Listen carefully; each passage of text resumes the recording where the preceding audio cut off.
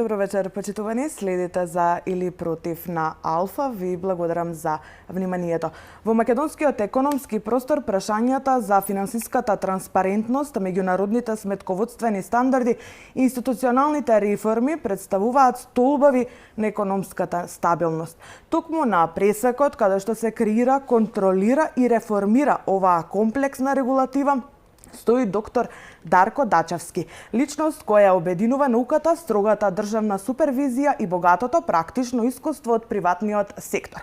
Доктор Дачевски вечерва е во студиото на телевизија Алфа и ми е чест што можам да разговарам со него. Добро вечер и ви благодарам што ја прифативте поканата.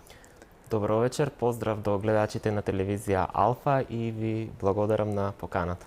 Вие се работеле во многу реномирани меѓународни ревизорски куќи, а во моментов сте претседател на Советот за унапредување и надзор на сметководствената професија. Може ли да започнеме од тоа што представува ова тело, Советот? Така.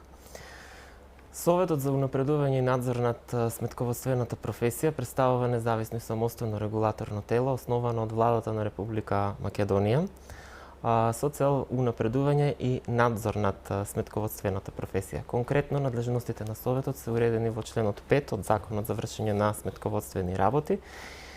Има широки овластувања, меѓу кои е и овластувањето да ја следи примената на одредбите од легислативата од областа на сметководствената професија и да му предлага на министерот за финансии соодветни измени и дополнувања на истата. Понатаму, клучната надлежност е следење на работата на Институтот на сметководители и овластени сметководители, следење на примената на актите што ги донесува Институтот, давање согласност на актите на Институтот и давање на соодветни укажувања за потребата од измени и дополнувања на истите. Понатаму, следење на контролата на квалитетот што е спроведува Институтот на сметководители и овластени сметководители, иницирање на контроли на квалитет до Институтот за во однос на работењето на сметководствените фирми. Понатаму да ја контролира оваа материја преку извештаите за извршените контроли на квалитет, да го следи континуираното професионално усовршување на сметководителите и овластените сметководители и ред други надлежности. Од кога постои ова тело, Советот за унапредување и надзор на сметководствената професија? Советот за унапредување и надзор над сметководствената професија е основан на 22 август 2022 година. Поприлично ново тело, меѓутоа веќе постои во институционалниот простор на Република Македонија и некако се етаблиран во целокупниот финансиски систем на државата. Така, тука неизбежно е прашањето кои му се ингеренциите, односно до каде е опсегот на постапување на овој совет? Вака, јас по моето именување од страна на владата на Република Македонија на 22 јули 2025 година затеков една невообичаена состојба на телото. Конкретно, немаше основни акти за работа, немаше годишен финансиски план, немаше годишна програма за работа, немаше воспоставено архива, немаше простор за работа, немаше вработени, немаше акти за систематизација, немаше акти за внатрешна организација и работа. Така да, тоа беше една невообичаена состојба. Морам ова јавно да го кажам дека никој не знаеше каде се наоѓа архивската документација. Тоа случајно го дознав дека се наоѓа во сосема друга институција. И од моето именување наваму постојано го градиме телото со носење на соодветни акти, ги следиме ризиците со кои што се соочува телото во својата работа и во одговор на тие ризици се усвојуваат акти со цел да се минимизираат тие ризици на прифатливо ниско ниво. Ќе ве навратам на ингеренциите. Што конкретно ова тело може да прави, односно кои надлежности ги има согласно актите? Согласно актите. Конкретно, согласно актите, ова тело може да ја следи примената на целокупната легислатива во државата од областа на сметководствената професија и поврзана со сметководствената професија и финансиското известување. Во таа смисла, Советот е и овластен да дава насоки на Институтот на сметководители, овластени сметководители, за тоа како Институтот да ги спроведе неговите надлежности во пракса.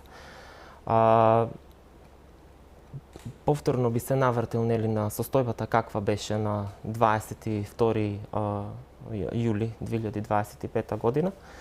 Беше затечена една невообичаена состојба, посебно во делот на примената на меѓународните стандарди за финансиско известување, од причина што најновите стандарди беа преведени и објавени во Службен весник, меѓутоа актите со кои што се уредува формата на финансиското известување и другите акти, како што се актите за доделување на државна помош, контролата на државна помош на странските инвеститори во тир зоните, не беа усогласени. Така, веќе го напоменавте работењето на ова тело пред вие да стапите на функција. Прашањето ми е што било сработено, меѓутоа и што правеле овие вработени ако сте ги затикнале во една таква ситуација? Немаше вработени во институцијата. Немаше ниту еден вработен во институцијата. Што работеле? На некој начин се давала така привидно некаква подршка на институтот за неговата работа. Меѓутоа, клучниот проблем е настанат со имплементацијата на меѓународните стандарди за финансиско известување. Како што напоменав, една од основните задачи на Советот и надлежности е да му предложи на министерот за финансии соодветни измени и дополнувања на легислативата. Меѓутоа, откако биле преведени стандардите за меѓународните стандарди за финансиско известување, кое што е надлежност на институтот, биле разгледани на седница на Советот, меѓутоа соодветно мислење и проценка на ризиците немало. Туку се само биле проследени до министерот, тогашниот министер за финансии и потоа објавени во правилникот за начинот на водење сметководство во Службен весник.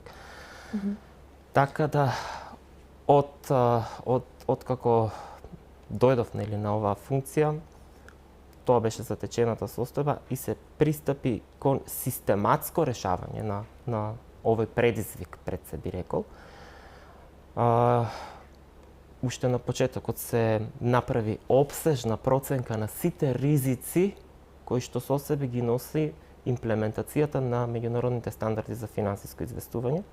На седница на Совет беше усвоена основна анализа за даночните импликации од меѓународните стандарди за финансиско известување, која што представува еден детален документ, стандард по стандард, каде и какво влијание може да има и во која област. Не само во даночната легислатива, односно регулатива, туку и во сите останати сегменти, како што е контролата на државната помош, како што е тирс зоните, известувањето на странските компании, консолидираните финансиски извештаи кои што подружниците на странските ентитети ги доставуваат до странските берзи, каде што котираат на берзите во Франкфурт, во Виена, во Амстердам, во Лондон, во Њујорк.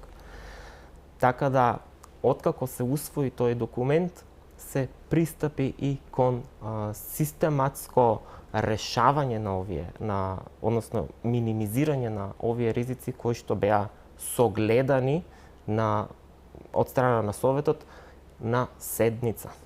Така, веќе ја начнавме темата што е сработено од кога вие бевте назначени. Што е постигнато во рамки на самиот Совет во однос на, освен ова ризициве што ги споменавте, во однос на меѓуинституционалната соработка и новите законски решенија што се носат? Така. По усвојувањето на основната анализа, што претходно ја споменав, која беше доставена до министерот за финансии, министерот за финансии веднаш пристапи кон решавање на овој предизвик и формираше работна група за да се пронајде решение како да се надмине овој предизвик. Од страна на министерот за финансии, односно од страна на Министерството за финансии се побара поддршка да се номинираат експерти во таа работна група кои што би изработиле еден сеопфатен документ за надминување на оваа состојба. Од страна на Советот беше доследно одговорено. Се формираше работната група во Министерството за финансии и некаде кон крајот на декември, поточно на 25 декември 2025 година, од страна на Советот беа усвоени официјални насоки за техничка примена на меѓународните стандарди за финансиско известување во период на ажурирање на подзаконската регулатива со која што се уредува формата на финансиското известување.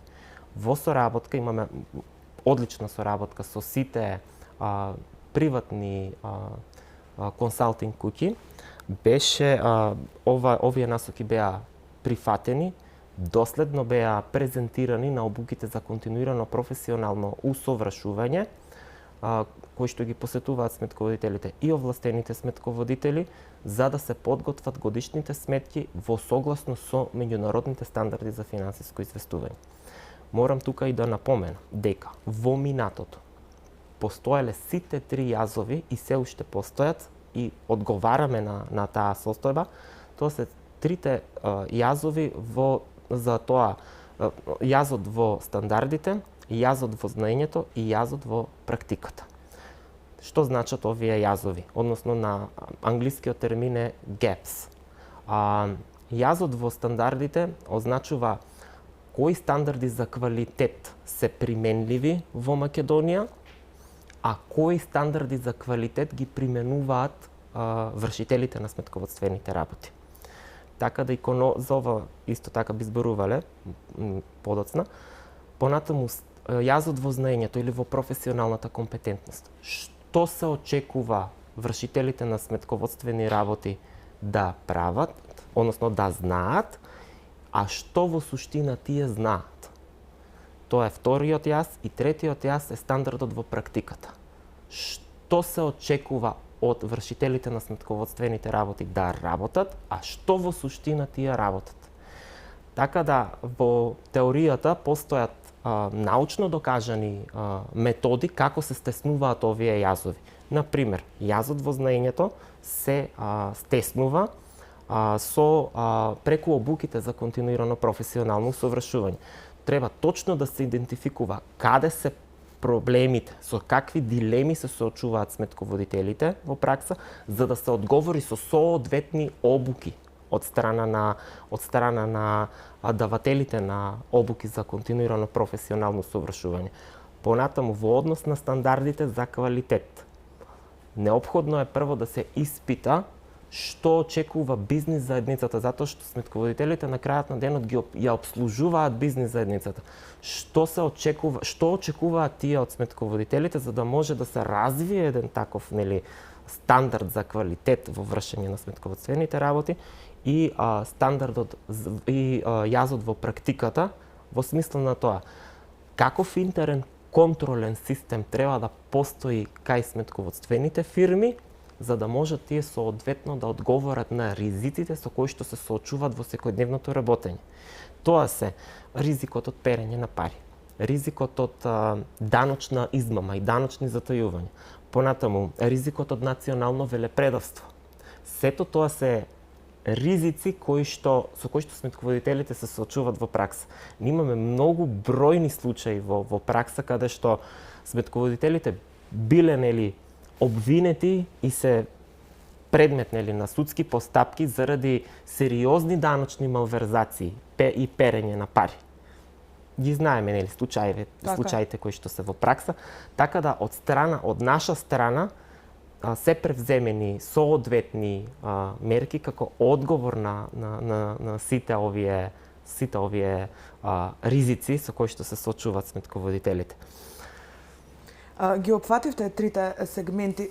Прашањето ми е колку македонските сметководители треба да вложуваат да се досовршат за соодветно да одговорат на потребите на бизнисот. Потребна ли е дополнителна едукација, усовршување, особено ако знаеме дека вештачката интелигенција сега зема сериозен голем замах? Така. Обуките, прво мораме да нагласиме дека обуките за континуирано професионално усовршување се законска обврска на секој сметководител, односно овластен сметководител.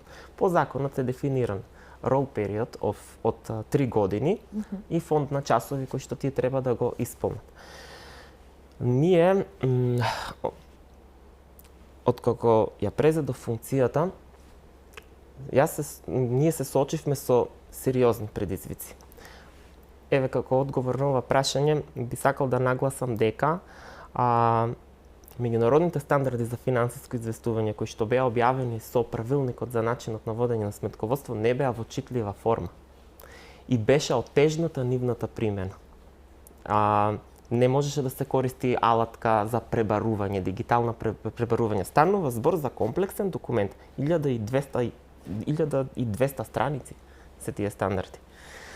Така да во соработка со Министерството за финансии на нас како совет ни беше дозволено да ги објавиме тие стандарди во дигитална форма на нашата веб страна.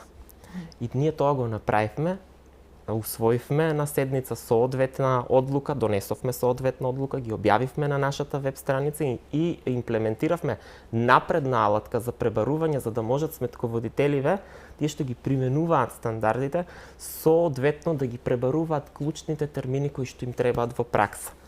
И еве сега ексклузивно за гледачите како функционира оваа алатка. Ние во позадина точно гледаме и знаеме кои термини се најмногу пребарувани. Конкретно, можам и да кажам, во периодот кога се поднесуваа завршните сметки, најпребарувани термини беа застареност на залихи, понатаму обезвреднување на трето место, на второ место, извинете, на обезвреднување на финансиските инструменти и на трето место беше она најголемата новина која што ја донесе меѓународниот стандард за финансиско известување 16, односно лизинг. Така да кога веќе имаме соодветен инпут од страна на самата професија, кои термини се најмногу пребарувани, тоа веќе за нас е индикатор со какви дилеми се соочуваат сметководителите во пракса. Така да ќе се усвои еден извештај на совет за тоа по квартали кои термини биле најмногу пребарувани и врз основа на тој извештај ќе се дадат соодветни насоки до институтот за тоа што и какви обуки треба да бидат организирани, односно имплементирани од страна на давателите на обуки за континуирано професионално усовршување. И морам да кажам дека оваа алатка и оваа пракса се покажа како извонредно функционална. Значи, не само сметководители, туку и оние кои што се засегнати со финансиското известување, како што се ревизорите, исто и тие широко ги применуваат овие стандарди. И јас имав и состанок и со управниот одбор на Институтот на овластени ревизори, се предлагаат сега соодветни некакви решенија, тие побараа од нас подршка, за да можат да се, пошто не може да се копира текстот, само може да се пробарува, за да може соодветно на нивниот текст со примена на напредни алатки кои што ги имаат големите ревизорски фирми, да ги оценат и сметководствените политики на нивните клиенти. Така да обуките се секој пат добре дојдени. Кога веќе ја спомнавте вештачката интелигенција, морам да споменам овде како се развиваше сметководствената професија во Македонија. Професијата во Македонија се раѓа во периодот на транзицијата. Кога, ќе го потребам тој несреќен термин, доста добар дел од стечајците својата екзистенција во тој период си ја пронајдоа токму во сметководството. Уште јас се сеќавам и го паметам времето кога тогашните книговодители одеа нели помалски, продавнички, нели тоа беше период кој што секој како знаеше, се снаоѓаше, собираа документи, ги носеа дома, ги книжеа на рачни налози за книжење. Во тоа време немаше нити програми, немаше нити ништо. За жал тогаш беше укинат и законот за сметководство. И професијата беше, немаше ни стандарди за финансиско известување. И професијата беше оставена, луѓево беа оставени сами на себе да се снаоѓаат како знаат и умеат. Веќе во 2009 година, со поддршка од Светската банка, преку Репарис проектот, беа преведени и објавени во службен весник првите меѓународни стандарди за финансиско известување и во 2010 и тие верзии се беа во примена некаде се до 2025 година, до 1 јануари 2025 година. Со текот на времето се појавија софтвери за водење на сметководство, па беа премногу скапи. Ретко кој можеше да си дозволи да купи софтвер за водење сметководство, а денес веќе имаме појава и на вештачка интелигенција. Овде морам да споменам дека вештачката интелигенција не може да го замени професионалното расудување на сметководителот. Затоа што одлуката на крајот, што и како и на каков начин ќе се евидентира, е на сметководителот. Така да, јас би упатил еден апел да се внимава дали како функционираат алгоритмите на вештачката интелигенција, дали се проверени, дали се лиценцирани, за да може правилно истото да се имплементира во пракса. Затоа што научно е докажано, можете било кое истражување да го видите во свет за примената на вештачката интелигенција, посебно во ЕРП системите, е дека таа сериозно влијае и го намалува професионалното расудување на сметководителот. Професионалното расудување е термин кој што се користи во Кодексот на етика, на Меѓународниот кодекс на етика на ИФАК, односно на Меѓународната федерација на сметководителите. Тој термин значи дека сметководителот мора со соодветно професионално должно внимание да пристапи кон анализирање на сметководствената документација која што му се дава од клиентот, за да може соодветно да изврши соодветни книжења во главната книга и да подготви соодветни финансиски извештаи врз основа на таа сметководствена документација и тоа професионално расудување. Така веќе навлеговме во работите кои што ги анализирате, ги спроведувате како совет, меѓутоа како тие реално ќе се отсликаат и ќе олеснат работата на сметководителите, нели се со цел за тоа и постои советот да ги обедини сметководителите и да ги следи светските трендови на оваа професија. Токму така.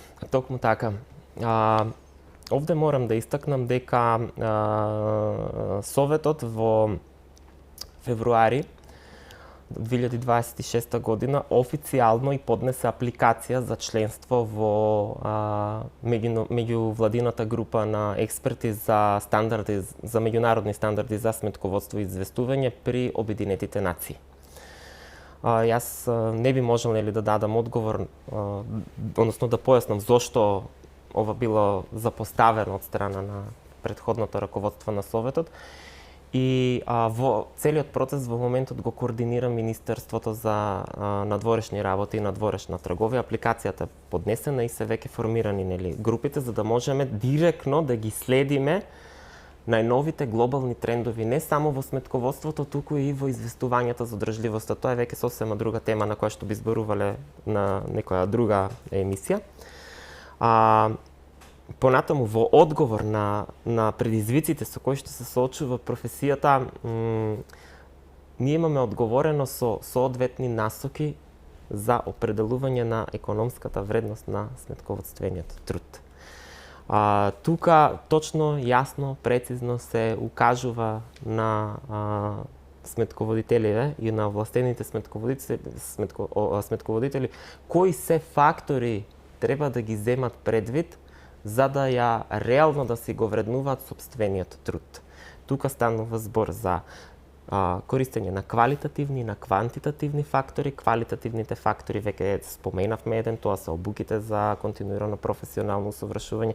Квантитативните фактори, тоа се лиценцираните, проверените софтвери за водење на сметководство, техничките капацитети, нели просторни услови, понатаму бројот на вработени,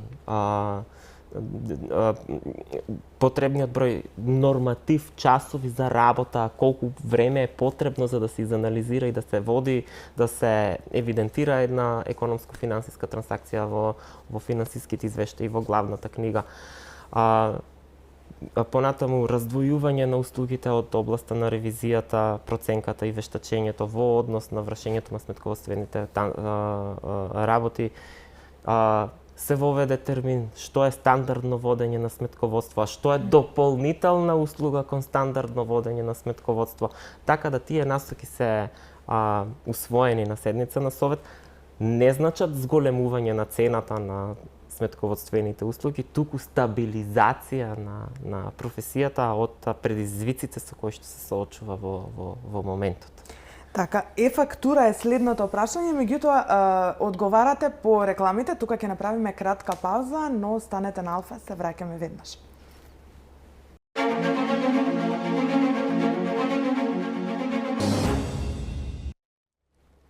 Добро дојдовте назад, следите за или против на Алфа. Вечерва во студиото мој гостин е доктор Дарко Дачевски, председател на Советот за унапредување и надзор на сметководствената професија. Дачевски, е-фактура, реалности во Македонија. За чудо или за мислам, ја добиваат веќе сите оние на кои им е потребно, особено сметководителите. Дали ова ќе го олесни нивното работење и функционирање? Мислам на сметководителите. Така. Е-фактурата е вистинско решение за да се одговори на сивата економија во државата. Во суштина станува збор за проект кој што нели го води управата за јавни приходи. Станува збор за проект на некој начин да се тоа како да го објаснам пластично, како фискална сметка, корпоративна фискална сметка, за да се евидентираат сите тие трансакции. За сметководителите, да, огромно олеснување, од причина што со еден клик во системот ќе можат да ги добијат сите фактури, и влезни и излезни за нивните клиенти, и системот автоматски ќе го пресмета, нели, и данокот на додадена вредност, а и автоматски ќе им даде увид во тоа што се работи нивниот клиент.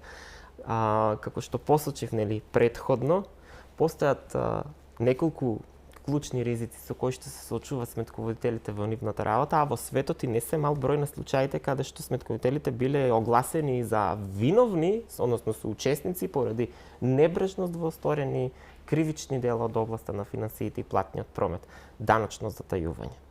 Понатаму перење пари, финансирање тероризам, национално велепредавство. Значи сето тоа се ризици со кои што сметководствената професија реално се соочува во праксата.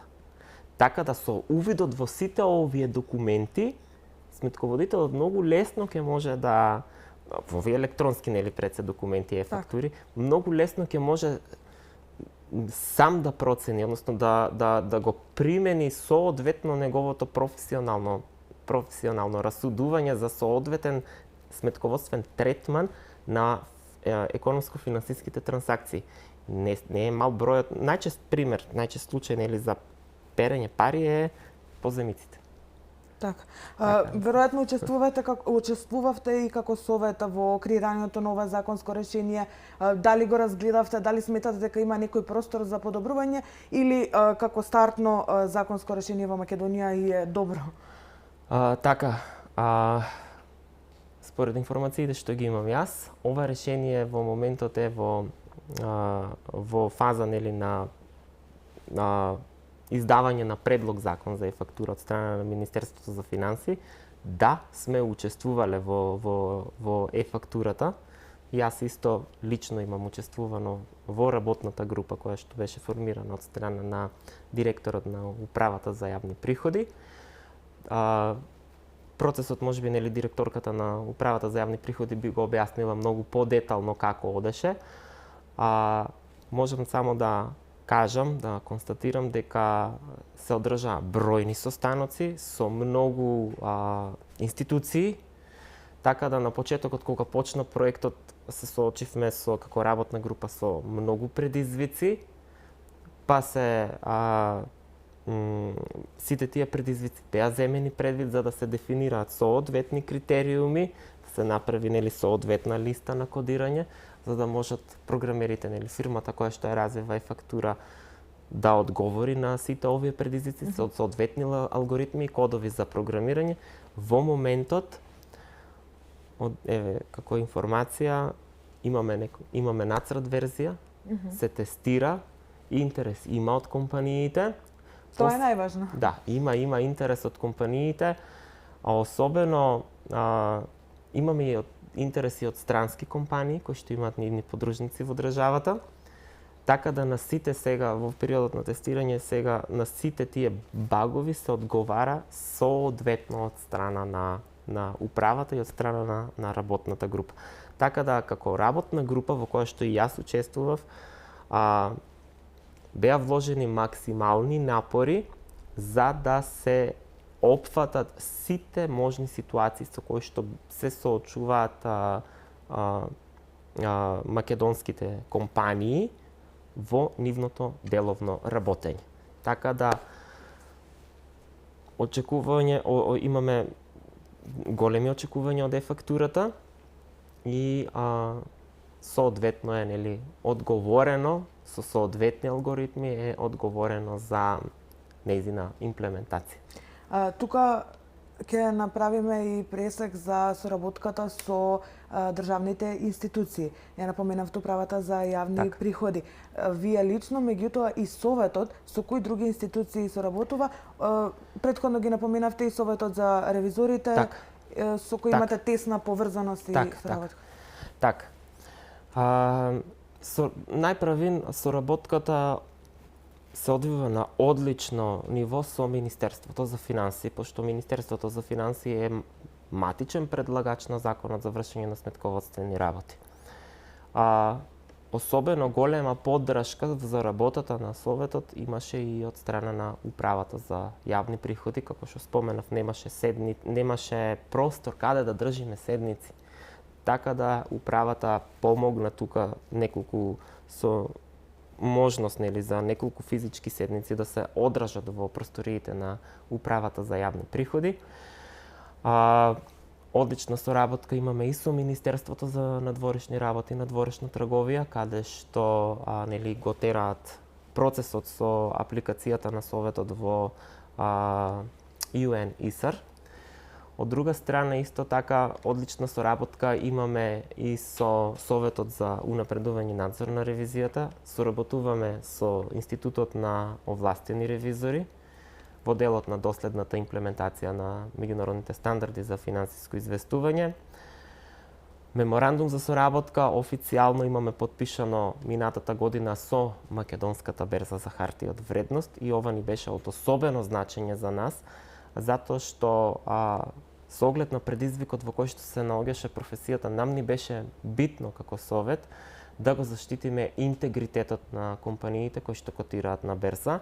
Соработката со берза се одвиваше одлично. Дадовме соодветни нели информации како да се читаат годишните сметки пред се во периодот на ажурирање на подзаконската регулатива. Насоките исто така беа доставени до берза и мислењето за техничка примена на меѓународните сметководствени стандарди кои што се однесуваат за финансиските инструменти. Во делот на соработката со Министерството за надворешни работи и надворешна трговија, овде посебно би го издвоил и учеството на Советот во работната група по заклучок на влада за усогласување на подзаконските акти од областа на доделувањето на државната помош и контролата на државната помош. Во минатото Советот на странски инвеститори имал свои барања за усогласување на овие акти со меѓународните стандарди за финансиско известување. Не знам од кои причини претходното раководство на Советот не одговорило на ова барање. Меѓутоа од втората половина на 2025 година, врз основа на извршената проценка на ризиците од меѓународните стандарди за финансиско известување, систематски се пристапи кон решавање и на овој проблем. Конкретно се работеше во таа работна група како основен документ беше упатството за оправдани инвестициски трошоци на Дирекцијата за технолошки индустријски развојни зони. Доста добар дел од отворените прашања со странските инвеститори и представниците на компаниите во ТИР зоните се затворени, останаа уште неколку прашања и тие ќе бидат соодветно решени и одговорени, така да и тој предизвик ќе биде решен. Согласно со нашата анализа, остануваат и други сегменти каде што се бара активно учество од страна на Советот за решавање на предизвиците кои произлегоа од доследната имплементација на меѓународните стандарди за финансиско известување, меѓутоа тие не би ги споменал овде. Така да тоа со текот на времето, како ги решаваме предизвиците систематски, еден по еден, ќе соодветно ќе се одговори. А со какви предизвици на подолг рок би можеле да се соочат сметководителите? Генерално целата професија? Видете вака, во моментот најголем предизвик со кој што се соочува сметководствената професија е контролата на квалитетот. Контролата на квалитетот која што спроведува Институтот на сметководители и овластени сметководители врз основа на правилникот за контролата на квалитет и методологијата за контролата на квалитет. Тој предизвик исто така беше затечен од мене кога станав претседател на Советот и морам тоа да го споменам, на моје барање Институтот организираше посети по неговите подружници низ државата. Она што јас го забележав на тие посети по подружниците на Институтот беше една диаметрална поделеност на членството, особено во однос на ова прашање. Од страна на Советот се пристапи кон прегледување на сите акти на Институтот, не само на актите со кои што се уредува контролата на квалитетот, туку и на правилникот за континуирано професионално совршување, правилникот за дисциплинска одговорност, така натаму. Во однос на контролата на квалитет од страна на Советот се доставени две укажувања. И укажување за методологијата за контрола на квалитетот и укажувањето за правилникот за контролата на квалитетот. Клучната забелешка на Советот во однос на контролата на квалитетот се однесува на методологијата. Затоа што според наше регулаторно стојалиште, таа методологија Институтот ја гледа како контролна алатка за спроведување на неговата надлежност, а од страна на сметководителите и овластените сметководители, односно субјектите на контрола на квалитетот, се очекува истата да ја гледаат како акт или стандард во однос на кој треба да го согласат нивното работење. Дополнително, методологијата е градена врз основа на меѓународен стандард за управување со квалитетот 2, кој што се применува, кој што е применлив и е обврска за примена на ревизорските фирми, а не на сметководствените фирми. Така да со увидот во текстот, со анализата на текстот на таа методологија беше воочено дека постојат ризици Институтот повеќе кратно да ги пречекори неговите законски овластувања, посебно увидот во договорите за вршење на сметководствени стандарди, со која што на некој начин се навлегува и во слободата на предприемништвото.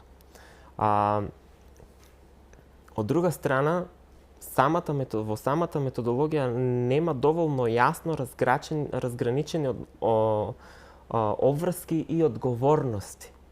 Чија е одговорноста за финансиските извештаи? Кој треба да ги подготви политиките, сметководствените политики? Значи, сметководителите, односно сметководствените фирми, немаат никакво законско овластување според Законот за трговски друштва да донесат било каква одлука за деловното работење на нивниот клиент. Сметководителот работи врз основа на документите што ќе ги произведе неговиот клиент и тие ги евидентира. А уште помалку не да усвои сметководствена политика за начинот на кој што ќе се евидентираат и суштината за евиденција на таа сметководствена документација. Тука се нашите најголеми забелешки на методологијата. Што ќе направите во иднина не само по ова прашање, туку кои се идните цели на Советот што треба да бидат реализирани се со цел или подобрување на условите во професијата? Така, согласно со нашите законски надлежности, конкретно член 5 став 1.3 од Законот за вршење на сметководствени работи, до институтот се доставени укажувања за потребите да ги ревидира овие акти за контролата на квалитетот. Се доставени овие укажувања. Имаме одредени комуникации со институтот по однос на прашањето дали како треба да се ревидираат овие прашања, не дали туку мора да се ревидираат и да се поправат овие, да се вградат забелешките на Советот во актите со кои што се уредува материјата за вршење на контролата на квалитетот, така да се надеваме дека институтот доследно ќе постапи по укажувањата. Од друга страна, во одговор на овие предизвици со контролата на квалитетот, повторно ќе ги спомнам насоките за определување на економската вредност на сметководствениот труд. Видете вака, ниската цена за вршење на сметководствени работи сама по себе не значи неквалитетно вршење на сметководствени работи. Меѓутоа е доволно силен индикатор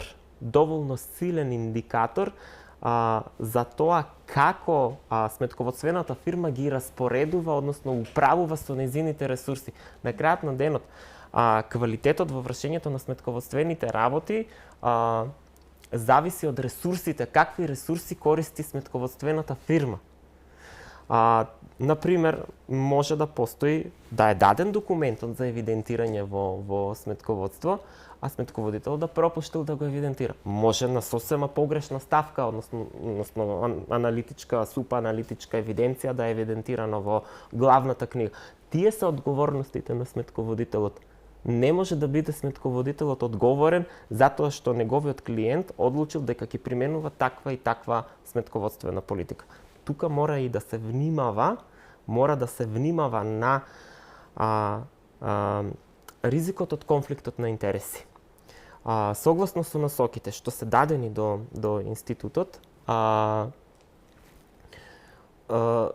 сметководствените фирми мора да ги разграничат сметководствените работи од работите кои што значат уверување или гаранција дека финансиските извештаи се подготвени соодветно или во согласно со регулативата и меѓународните сметководствени стандарди, како што се ревизија, како што се другите услуги за уверување, како што е вештачењето, како што е проценката.